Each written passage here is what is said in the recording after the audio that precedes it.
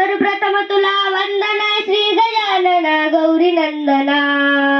असे तू रिद्धी सिद्धीचा नार, असे तू रिद्धी सिद्धीचा नार, असे तू विनय बुद्धी अमार, असे तू विनय बुद्धी अमार. पूजितो तुला प्रारंभास जी जी जी, पूजितो तुला प्रारंभास जी जी जी जी जी जी.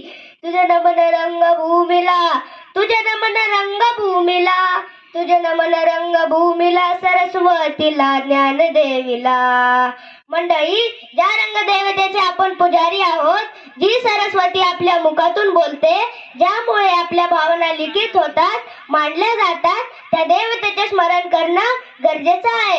म्हणून तुझं नमन रंगभूमीला, सरस्वतीला ज्ञानदेवीला, ज्ञानदेवीला जिराजीजी, ज्ञानदेवीला जिराजीजी.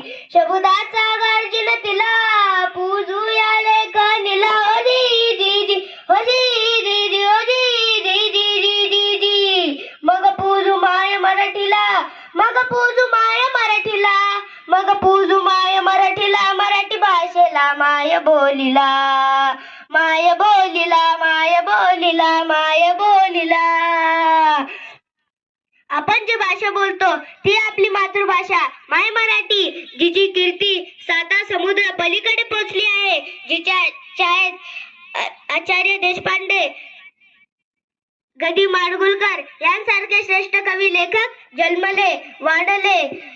काय महत्व असे भाषेला, काय महत्व असे भाषेला. मंडळी, ज्ञानेश्वरांनाही भागवत गीता ज्या भाषेत त्यांनाविषयी वाटली ती आपली मराठी भाषा, जिचे कर्तृत्व अग्रगण्य आहे.